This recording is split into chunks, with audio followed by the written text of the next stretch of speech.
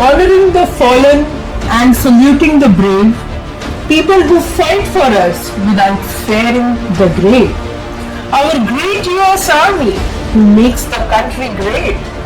People who are always ready to right the nation's fate. You will our glory and we write your story. In the modern warfare and tech era, with digitization as the backbone, and with Raj Iyer as an able CIO, we leave no unturned stone. To support with all might, in and beyond the line of sight, in every situation, howsoever tight, to enable the outcome that would be bright. Hello everyone, this is your host Jasleen Khanuja, welcoming our very special guest today, Dr. Raj Iyer, the first ever civilian CIO of the United States Army, and I believe the first ever Indian American to serve US Armed Forces in the capacity of a Chief Information Officer. Well, the entire community and in fact the whole nation is proud of you, sir. How is your feeling about chairing the Information Technology Department in US Army? Jasleen, thank you, and thank you for the opportunity to speak to your viewers.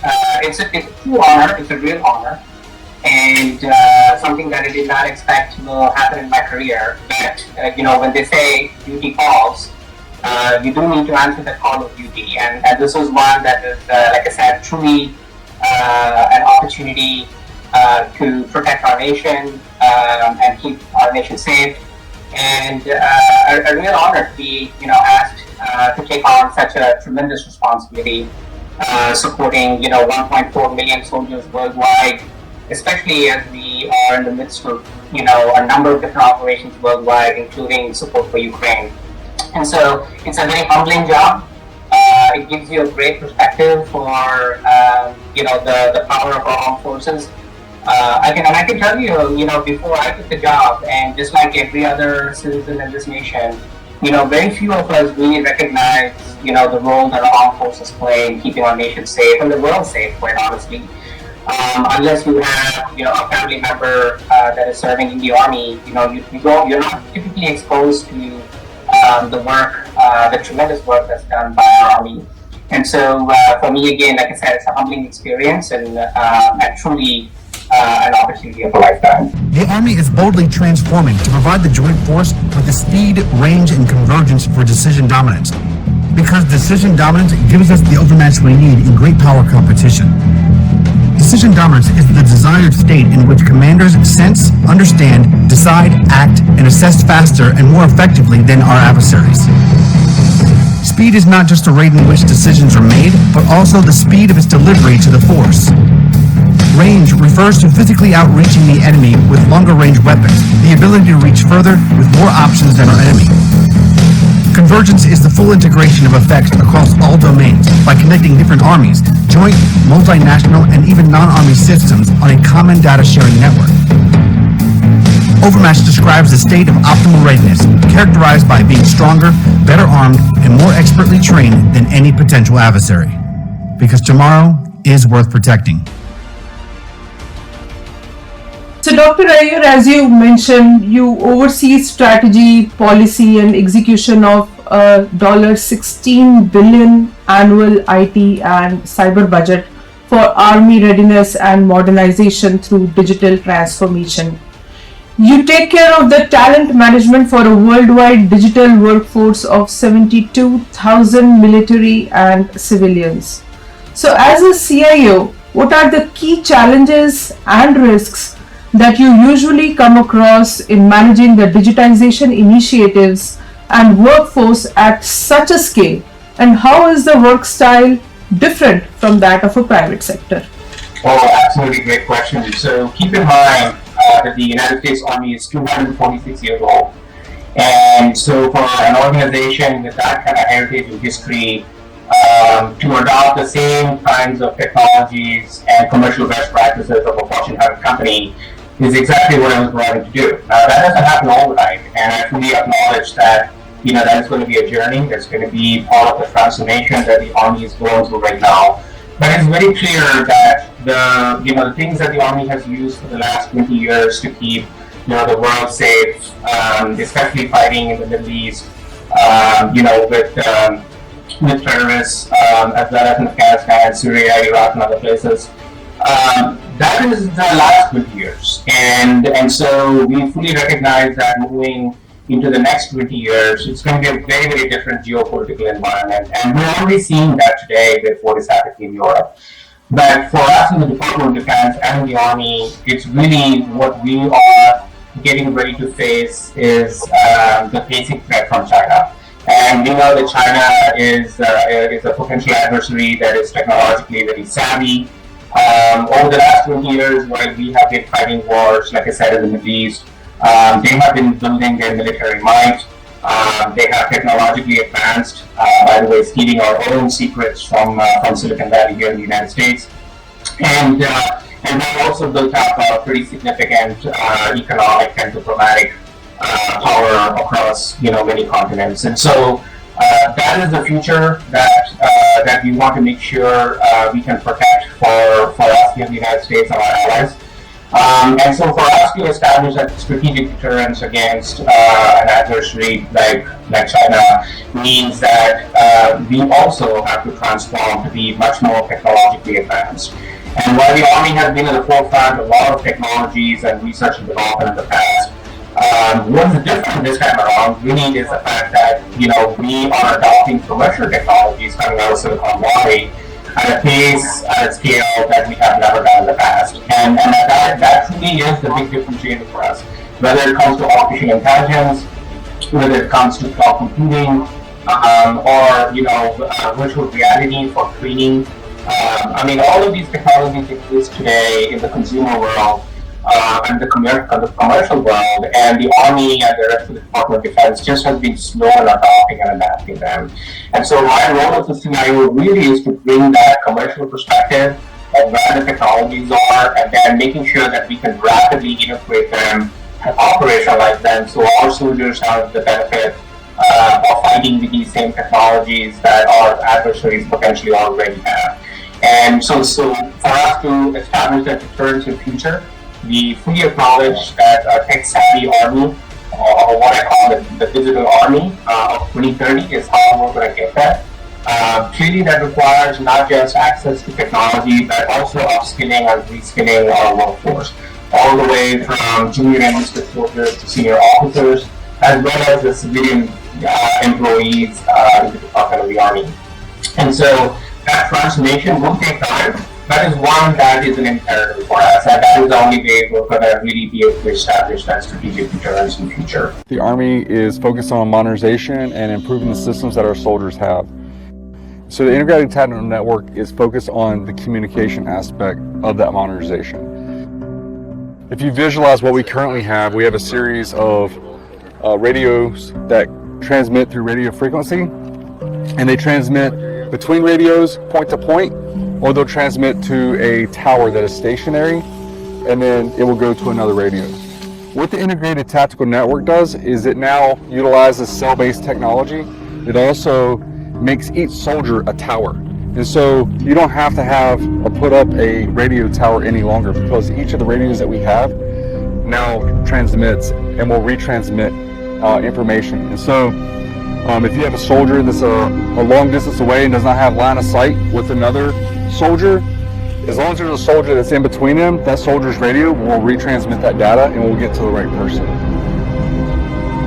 Using cell phones, which a lot of our soldiers are intimately familiar with nowadays, it takes that strength that our soldiers have with their knowledge of technology, and it now puts it literally in the palm of their hands for their ability to capture data through photographs, use of the internet, and also the ability to conduct graphics and then transmit that data to their team.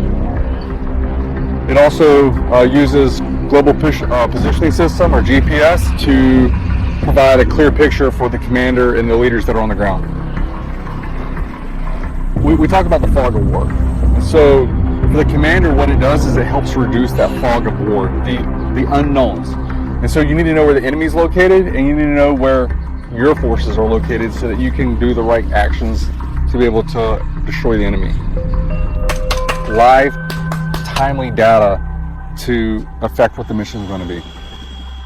So, Dr. Iyer, can you throw some light on the patent held by you, the system and method for creating and updating a three-dimensional model and creating a related neutral file format, and also the highlight content of several of your papers and publications that you have?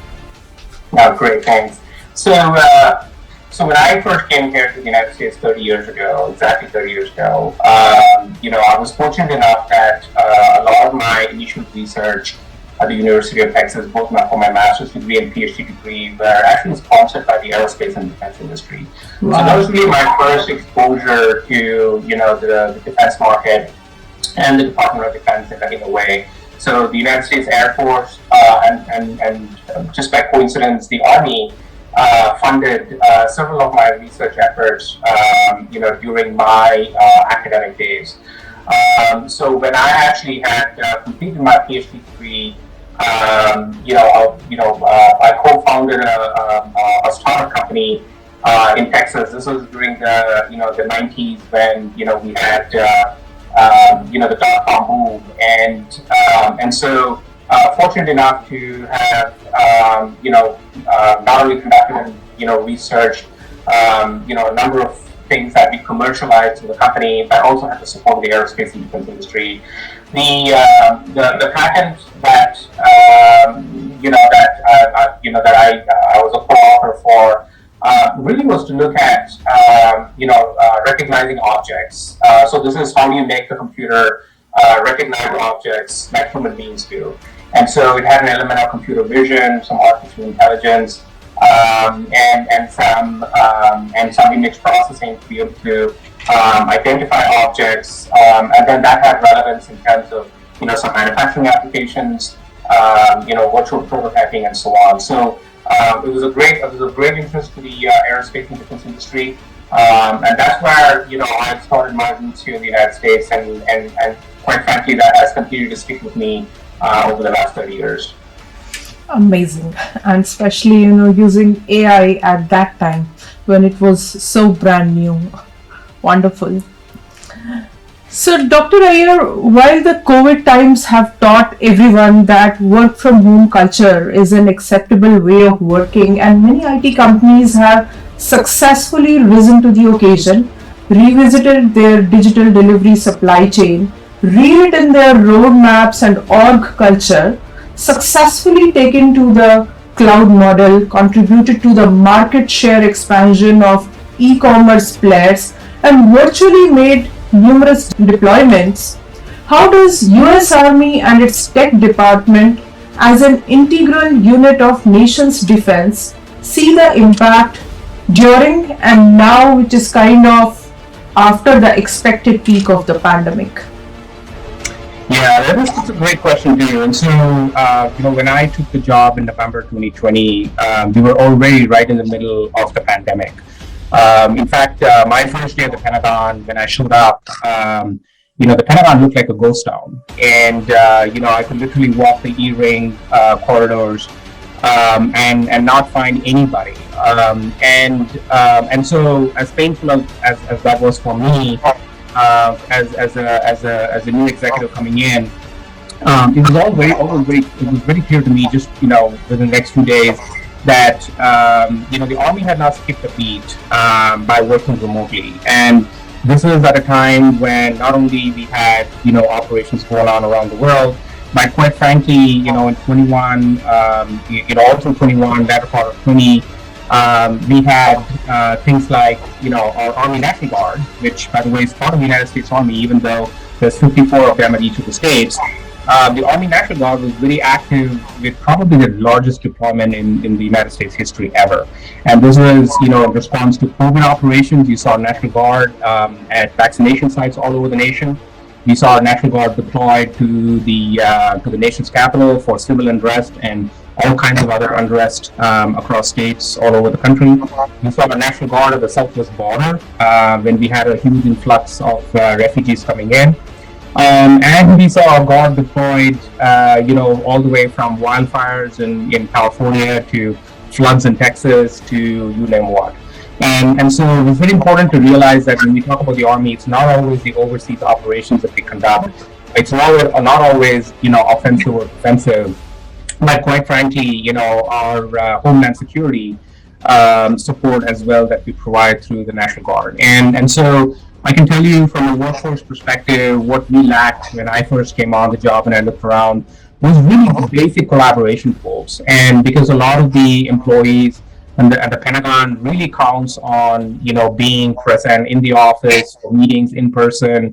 The culture really was, built around, seeing people face to face and being in rooms for meetings. And so this was a big culture change for the Army, quite frankly, to be able to interact remotely with staff, that might be worldwide. And yet they lacked many of the common collaboration tools. And of course we had email, but we didn't even have really good chat capabilities that we could use, that all our employees were on the same system. So the first year of the effort really was focusing, I focused on implementing a cloud-based Office 365 solution through Teams and other collaboration platforms to be able to bring all our users worldwide into one cloud-based system, so people could see each other, they could chat with each other, be able to collaborate on files, they could get into meetings, and then collaborate and work on documents together.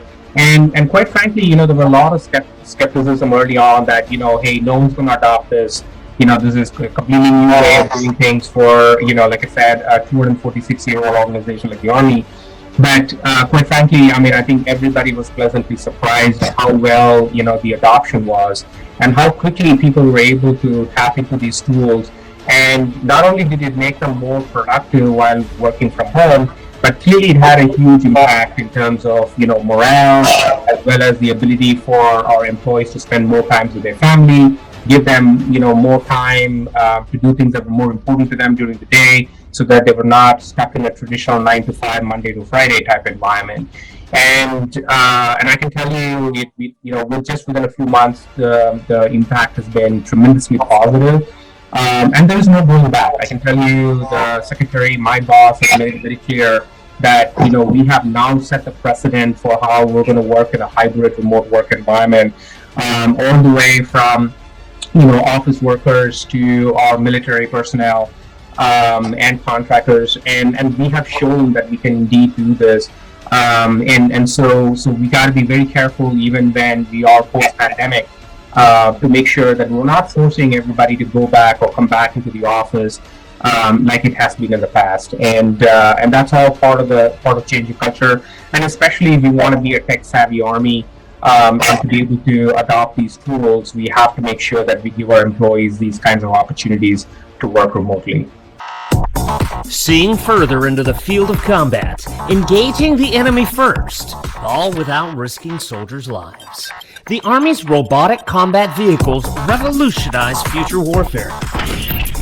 Adapting the mission of our robotic combat vehicles to feature different sizes of platforms and configurations, able to accommodate a variety of missions, from reconnaissance to providing direct fires. To test this, the Army is using prototypes and surrogate systems to support a campaign of learning. Using feedback from soldiers in the field, the Army is determining the most effective way to compose manned and unmanned teams. However, a human being will always make the decision to fire or not fire a weapon. The Army is 2 years ahead of schedule in deploying robotic combat vehicles, so the time is now. So Dr. Iyer, the next question is around the security vulnerabilities, because they pose one of the greatest threats in information technology. Every day the hackers and the crackers are finding innovative ways and solutions to parse through the thickest and toughest security layers and cause harm. As we see security peril as one of the most robust enemies, what is your take on any special and extraordinary security measures that US Army has implemented or enforced or is on the radar of doing so to continually be on the red alert and knock down a cyber intruder? Yeah, absolutely. So one of the things that people don't see, is the fact that every single day, and this is, I mean, you'd be amazed at the number, about 200,000 attempts to attack our Army networks by our adversaries every single day. And so I always tell our employees that, our adversary, our enemies have to only get it correct one time, right? And that one time could mean that they have not only, breached our networks and our systems, but then, potentially the ability to laterally move across our networks into multiple other classification levels. And so this is, this war in cyberspace is happening every single day, and every single day we're defending. By the way, not just the military networks, not just the Army networks and our systems, but quite frankly, in the last couple of years, we have now come to recognize, that our adversaries are targeting our broader industrial base, right? This is all the way from Silicon Valley to Wall Street to, manufacturing to critical infrastructure like, power and natural gas and electricity generation. Is not just our military networks. And so one of the things that we have all come to recognize quickly is the fact that this has to be an all-of-nation effort. And even though the Army and the DoD has the necessary tools to protect ourselves now, and then we do a pretty damn good job with it, we also know that our adversaries can impact, for example, a gas pipeline like the Colonial Pipeline that happened last year, our power grid, and then be able to shut down, our data centers, our networks, our IT, our office infrastructure, and so they don't necessarily have to attack our networks, but they can go after our critical infrastructure. And so this is really going to require a different way for us to address this challenge. And one, this is going to require a tight collaboration and partnership with industry. So I spend a lot of time with Silicon Valley CEOs talking to them about this partnership. How do we work together to make sure that the products that they build, the software products and solutions that come out of our Silicon Valley are meeting DoD standards for cybersecurity, because if they can get to that level of heightened security within their systems and software, then it's going to help everybody, right? Not just the Army, but it's going to help all users. And so we're sharing a lot of intelligence and information that we have on potential attack vectors, that our sophisticated adversaries are using. As you can tell, the last few years, it's getting more and more sophisticated in terms of how they're coming at us. And so we have the ability to share that information with our partners in Silicon Valley.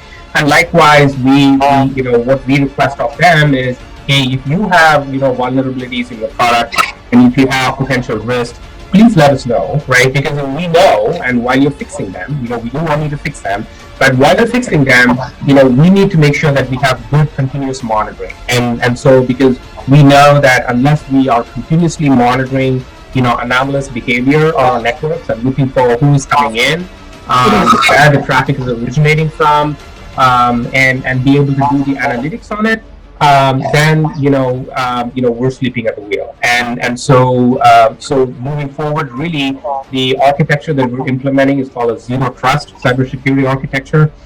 Really, it puts a very high level of control on who gets access to the data within our systems, where they're coming from, what kinds of devices are they using to get access to it, and can we truly trust the person that they claim, who they claim they are.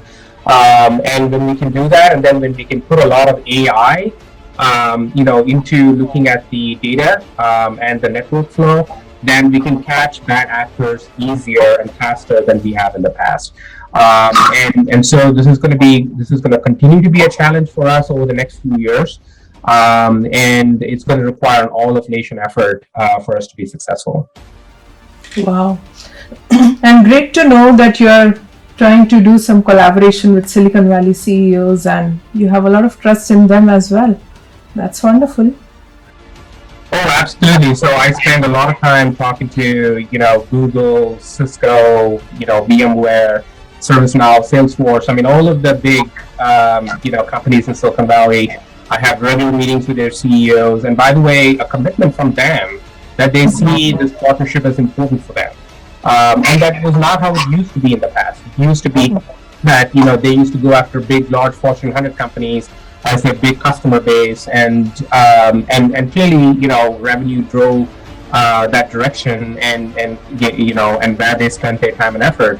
But I can tell you that over the last few years, there's been a big change in Silicon Valley to now recognize that they and the technologies that they are now that they have truly are going to keep this nation safe, the world safer, and they are seeing a different, seeing this whole thing from a different lens that they have in the past. And so I think the timing is now perfect for, and again, for us to make sure that we have the very best talent available to us. We have to work with the industry to make sure that that we're partnering with them, because we know in the government and in the Army we will never always be able to hire the very best out there. But if we can partner with Silicon Valley and their best talent, then we know our objectives are the same, and we can indeed get there.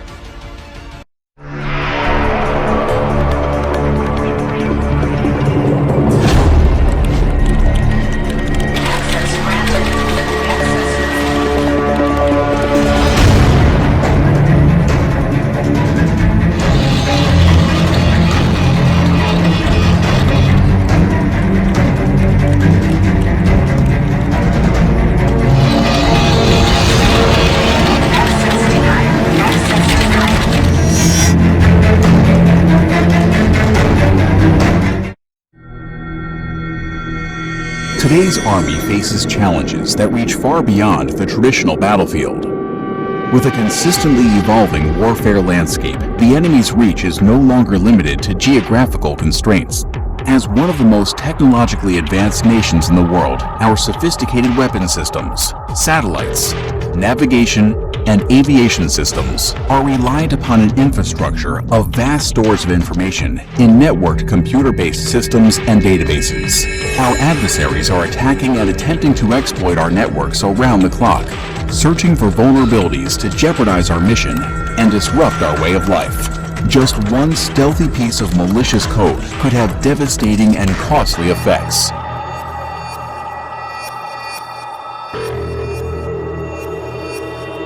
The Army relies on intelligent, highly skilled servicemen and women to support and defend these crucial and complex systems against threats both foreign and domestic. Protecting information is very essential to the Army now, and it's going to be a very important field, and it's growing. So as regards demand management, it is believed that IT can simply manage capacity and not actually manage the ever-changing and varied demand of business stakeholders. How much do you agree? So I think the digital transformation, everything is just being turned, upside down, inside out, is what I tell people. That it used to be that the IT used to be traditionally back office, and you were in support, of the business or the mission, in terms of providing them with IT support, all the way from desktop end user support to managing servers. The role of CIOs today, including my role in the Army, truly is the CIO now kind of driving innovation for businesses. And so yes, while there's customer demand and consumer demand, and for us in the Army, that's warfighter demand, really the role of the CIO now is to look across, like I said, all of these technologies that are available today, to see how rapidly we can insert them and bring them to the hands of the warfighter, and let them try it. And the barriers to entry for these technologies today is not as high as it used to be before, where we had to spend millions, if not hundreds of millions of dollars implementing systems or solutions that took us years and years to build. And today, with how ubiquitous and how easy it is to adopt cloud-based services, that truly has changed the way in which we are now looking at demand from our warfighter, and how quickly we can now tell them, hey, by the way, these are the kinds of tools available to you. How are you going to fight differently with these tools? And so that is another very different way in which we're looking at technology, is truly changing the how we fight, the doctrine of how we fight with technology, rather than how we fight telling us what technologies we need. And so that is how digital transformation works. If you look at how the disruptors in the consumer world have changed the whole landscape, the whole market. Um, this is exactly the transformation that's happening within the United States Army as well. So, as you also talked about AI ML, you've had your patent use AI, and this is one of the hot and trending technology even today. And since the COVID-19 pandemic began, numerous organizations have sought to apply machine learning algorithms to help hospitals diagnose or triage patients faster. But according to UK's Turing Institute, which is a national center for data science and AI, the predictive tools made little to no difference. The use of deep learning models for diagnosing the virus was also researched to be not fit for clinical use either. MIT Technology Review has chronicled a number of failures, most of which stem from errors in the way the tools were trained or tested. The use of mislabeled data or data from unknown sources was also believed to be a common culprit. Do you agree that despite all the analytics products in the marketplace, actionable analytics still entails subject matter expertise and human intelligence to understand and interpret data with all its nuances and verify conclusions? Oh, absolutely, absolutely. And for us in the United States Army, I can tell you, we treat AI very, very seriously because, at the end of the day, we're going to use machine learning or artificial intelligence to target, potential, adversaries, and you got to make sure we're 100% sure that those targets are indeed, not civilian targets. There's not going to be casualty or loss of life, and so that is how we're looking at the lens for AI. So I will tell you that for us, we have a very measured and realistic approach to adopting AI. We fully acknowledge that the potential exists, but it all depends upon how much data we are able to collect and how well we're able to train the algorithms and how repeatable some of the models are. And if you have a lot of ambiguity and you do not have good data, or if you don't have good real-time data to support targeting functions, for missile fires and so on, then clearly a human in the loop is absolutely critical. However, I think where we are today, just like I think many other industries should be, really is to use AI to be able to do some tipping and queuing, right? So when you have a large data set, and today the problem that we have, both in the consumer world and in the military world, is we're creating a lot of data. For us in the Army, literally every soldier now has become a sensor because there's so much data that they're collecting, and then being able to send that back to the cloud for processing. And so when you have a lot of data that's being collected, it's impossible to be able to synthesize and analyze all this data manually.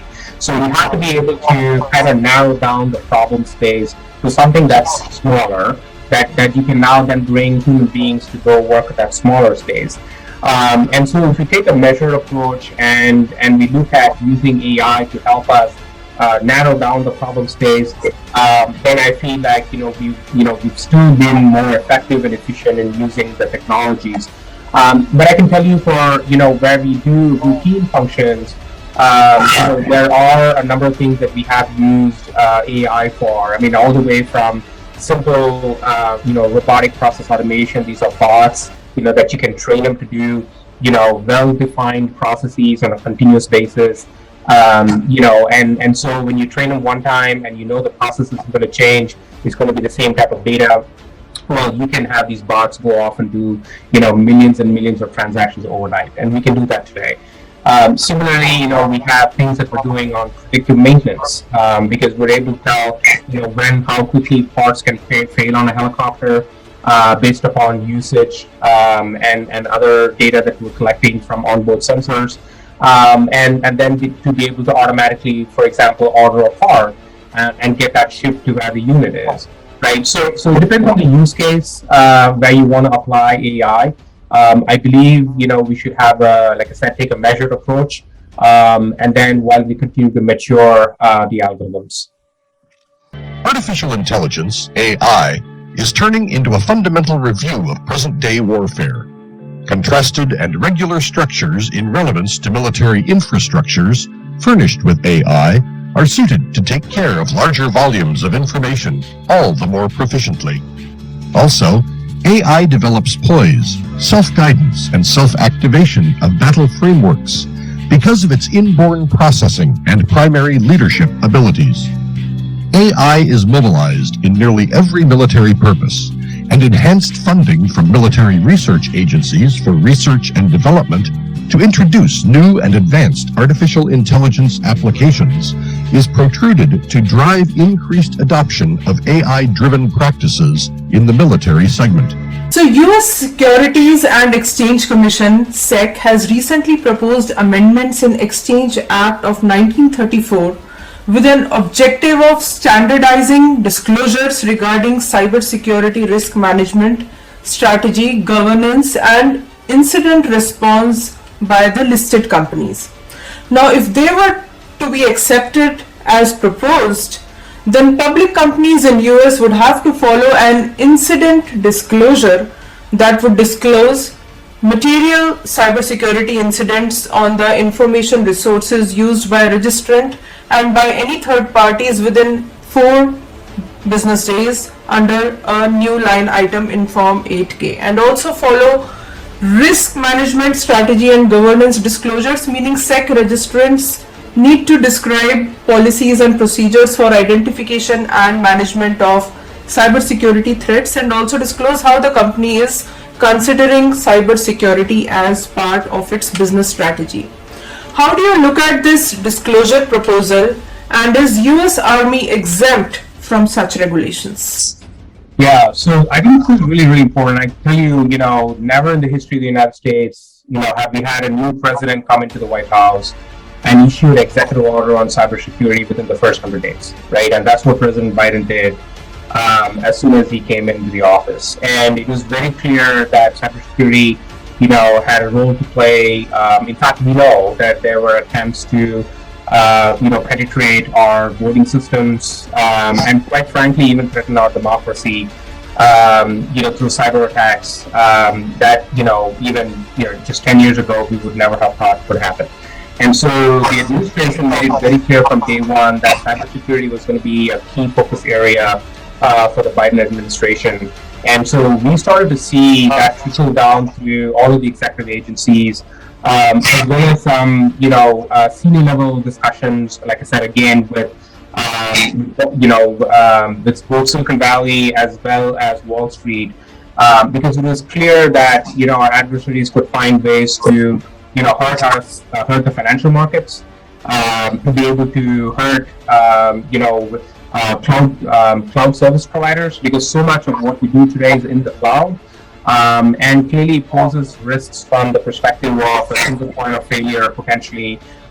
We do have everything, in one public or commercial cloud, and so it was very important that, as I said earlier, that government and industry work together to find the right governance and the right framework for information sharing.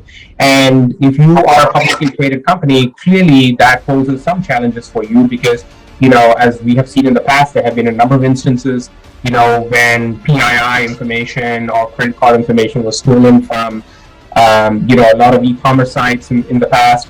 And it took several weeks, months, and sometimes, many companies didn't even report it.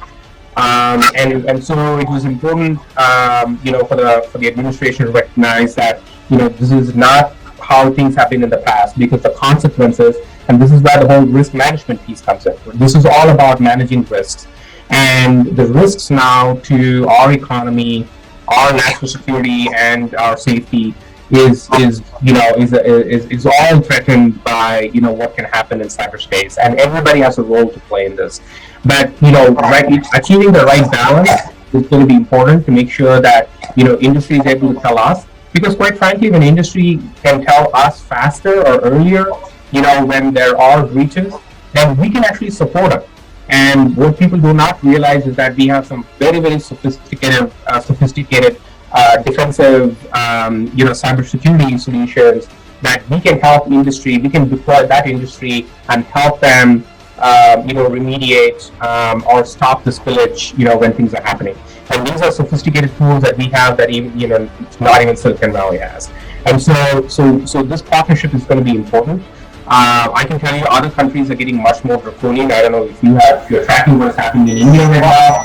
India has just said that they need, a 6-hour turnaround. If you have a breach, cybersecurity breach within your company, you need to notify the government within 6 hours. And that, I believe, is the strongest of the country in the world right now.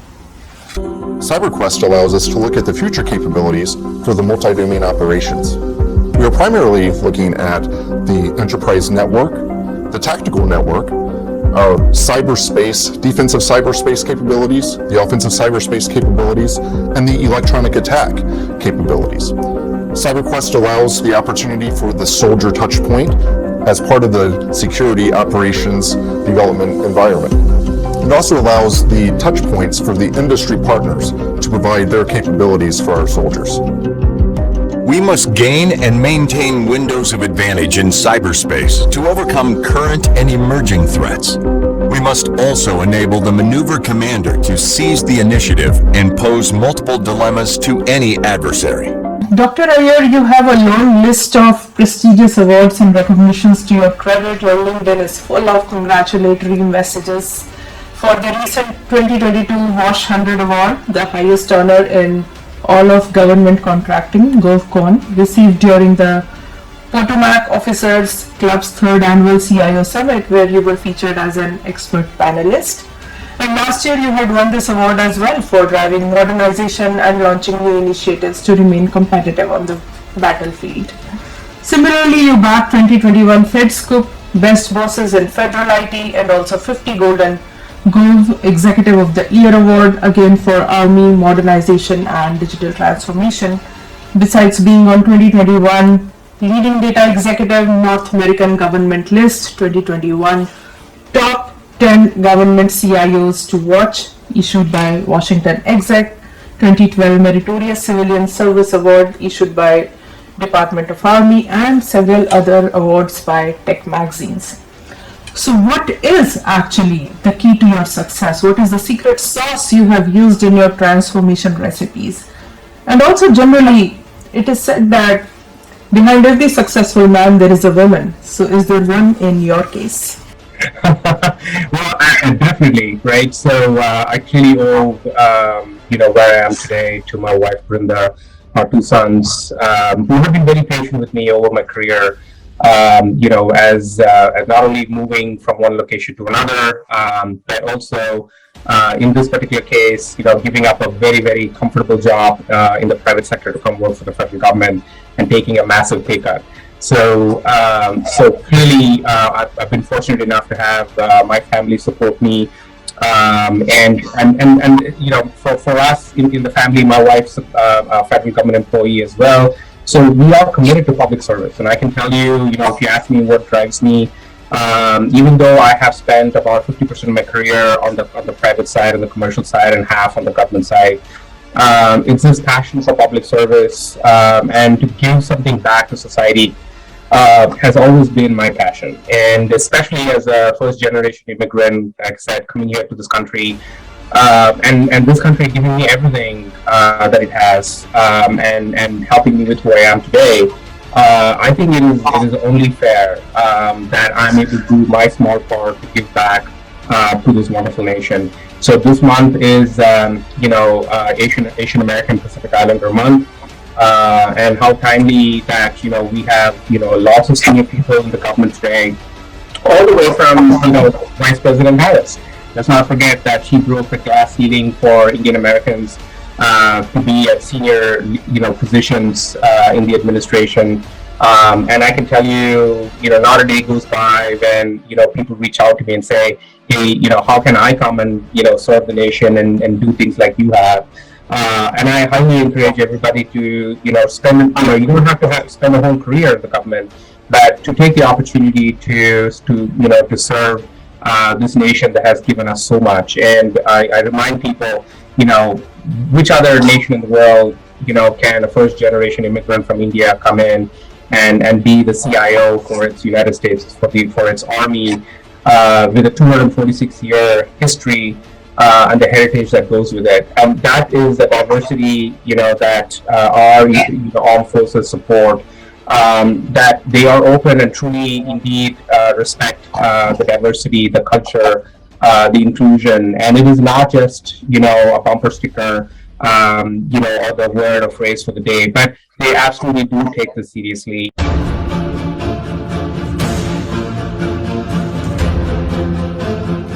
The use of drones, the commercial off-the-shelf drones, your non-standard drone, that is the largest, fastest growing, most dangerous emerging threat in the battlefield from our perspective. There's no question of a doubt that drones are the new, commercial off-the-shelf drones are the new IED out there. I'm one of 4 pilots out here during this training exercise. So we're pilots, we're trainers, showing the capability of the aircraft and just giving a basic overall awareness of the aircraft and what it's capable of, trying to replicate what the enemy will use it for, whether it's direct observation, indirect attacks, leaflet drops. Those are some of the things we've been accomplishing out here so that the units can use that opportunity to make TTPs, get some exposure to it, see how they react. We have video on board so they can go back and AR it after and hopefully learn something. So we're really excited to be able to have these drones operating, based on the end of a 2-year project, basically, to get these things up and running. It's just, very exciting for us to finally be doing it and to see a lot of positive response to this training being available.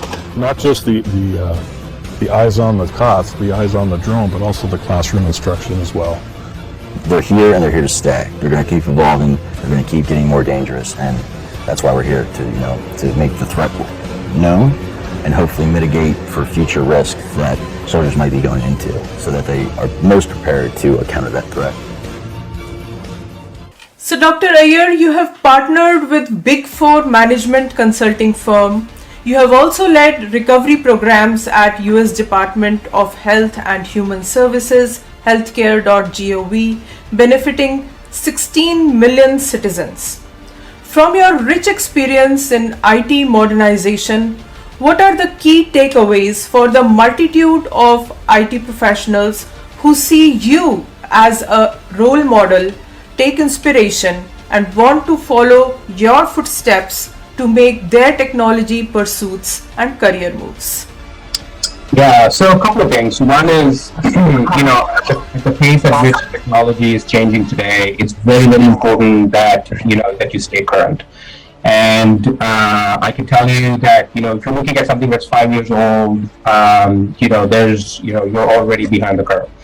And so it's important that you understand, how fast this is changing and how well you're able to, accept and adopt them.